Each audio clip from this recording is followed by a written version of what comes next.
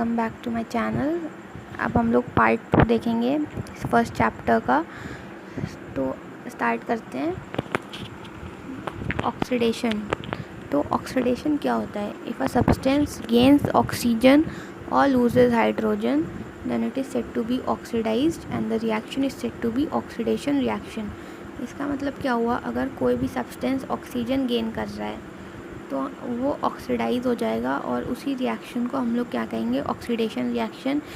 या कोई substance hydrogen loose कर रहा है तो वो ऑक्सीडाइज हो जाएगा और वो रिएक्शन होगी oxidation reaction. So let's see the example. तो फर्स्ट क्या एग्जांपल है? कॉपर रिएक्ट कर रहा है ऑक्सीजन के साथ और बना रहा है CuO। रिएक्टेंट साइड पे आप लोग देख सकते हैं कॉपर में ऑक्सीजन नहीं है एंड प्रोडक्ट साइड पे कॉपर में ऑक्सीजन है, CuO प्रोडक्ट हम लोग को मिल रहा है। That is copper is gaining oxygen and it is getting oxidised. So this reaction is oxidation reaction. Similarly हमारा सेकेंड एग्जाम्पल है मैग्नीशियम रिएक्ट कर रहा है ऑक्सीजन के साथ और हम लोग को क्या मिल रहा है? Magnesium oxide. So magnesium is gaining oxygen and so this reaction is also a oxidation reaction. And the last example, methane CH4 react कर रहा है ऑक्सीजन के साथ तो हम लोग को क्या मिल रहा है? CO2 and water. तो इस रिएक्शन में क्या हो रहा है? मीथेन हाइड्रोजन लूज़ कर रहा है, ये वाले मीथेन से हाइड्रोजन ये वाले लूज़ हुए और इसने ऑक्सीजन गेन कर लिया तो हम लोग को क्या मिला? CO2। That is it is getting oxidised and ये भी हमारा एग्जाम्पल हो गया ऑक्सीडेशन रिएक्शन का। तो ऑक्सीडेशन रिएक्शन क्या होती है? जिसमें कोई भी सब्सटेंस अगर ऑक्सीजन गेन कर रहा है या हाइड्रोजन लूज़ कर रहा है तो वो हमारी ऑक्सीडेशन रिएक्शन होगी। Now coming to reduction. तो रिडक्शन क्या होता है? If a substance loses oxygen और hydrogen is gained during a reaction then it is said to be reduced and the reaction is said to be reduction. Reduction basically opposite होता है oxidation का। कोई substance अगर oxygen gain कर रहा है तो उसका ऑक्सीडेशन हो रहा है, अगर कोई सब्सटेंस ऑक्सीजन लूज़ कर रहा है तो उसका रिडक्शन हो रहा है। तो यहाँ पे हम लोग एग्जांपल देखते हैं। लाइक Fe2O3 रिएक्ट कर रहा है CO के साथ तो हम लोग को क्या मिल रहा है? Fe and CO2। तो यहाँ पे आयरन Fe ने लूज़ किया ये वाले ऑक्सीजन मॉलिक्यूल्स और हम लोग को प्रोडक्ट में क्या मिला? सिर्फ Fe। तो मतलब it is losing oxygen so it is getting reduced. So this is a reduction reaction. Okay, now seeing the second example, CuO copper oxide react कर रहा है हाइड्रोजन के साथ और हम लोग को क्या मिल रहा है? Copper plus water. रिएक्टेंट में आप लोग देख सकते हैं कॉपर में ऑक्सीजन लगा है एंड प्रोडक्ट साइड में कॉपर में ऑक्सीजन नहीं लगा है। तो that is it is losing oxygen and getting reduced. So this is also an example of reduction. तो कोई भी सब्सटेंस अगर ऑक्सीजन लूज़ कर रहा है या हाइड्रोजन गेन कर रहा है तो वो सब्सटेंस रेड्यूस हो जाएगा और उसी रिएक्शन को हम लोग कहेंगे reduction. Now coming to the oxidation reduction reaction और रिडॉक्स रिएक्शन। तो क्या होता है ये?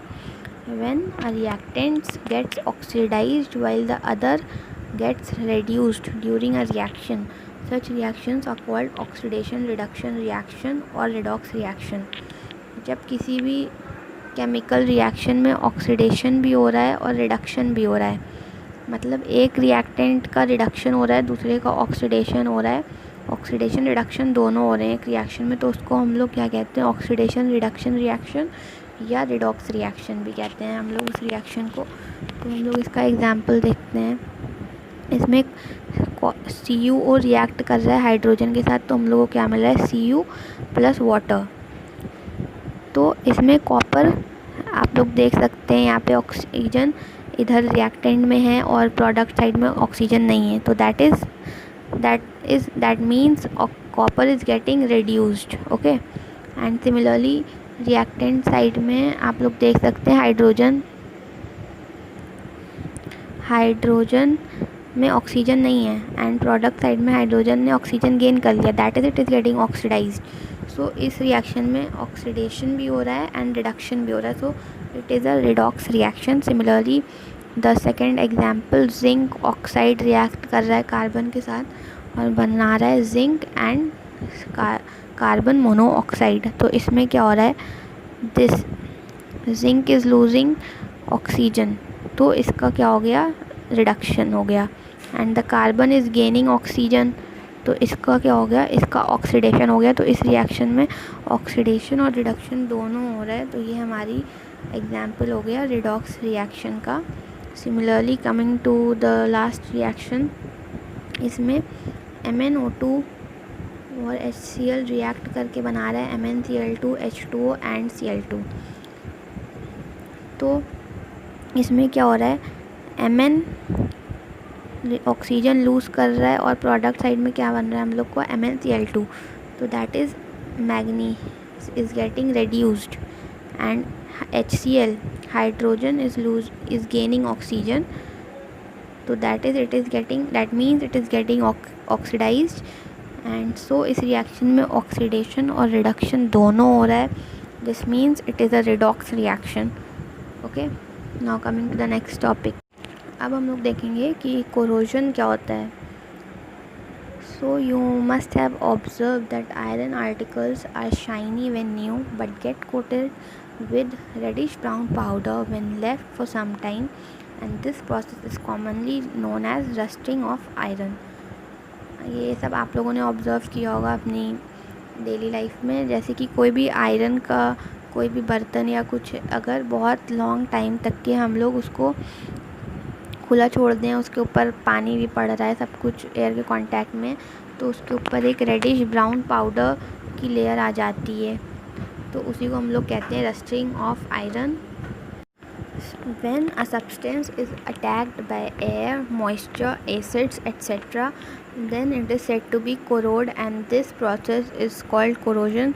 Corrosion basically क्या होता है, जब कोई सब्सटेंस को हम लोग लॉन्ग टाइम के लिए किसी खुली जगह पे रखा हुआ है, वो एयर के कांटेक्ट में आ रहा है, मॉइस्चर के कांटेक्ट में आ रहा है, बारिश हो रही है, उससे भी उसको इफ़ेक्ट पड़ रहा है, तो उसके ऊपर एक लेयर जमना स्टार्ट हो जाएगी और उसी रिएक्शन को, जिस रिएक्शन की वजह से उस पर लेयर जम रही है, उसकी कोटिंग हो रही है, तो उसी को हम लोग कोरोजन कहते हैं। For example here we have written black coating on silver and green coating on copper.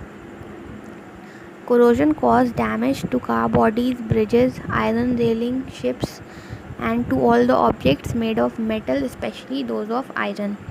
So corrosion आपको समझ आ गया होगा। बेसिकली कोई भी चीज़ अगर लॉन्ग टाइम के लिए अगर एयर, मॉइस्चर, वाटर सबके कांटेक्ट में है, तो उसके ऊपर एक लेयर, एक कोटिंग आ जाएगी किसी रिएक्शन की वजह से, उसी को हम लोग कहते हैं corrosion. Now coming to the last topic, rancidity.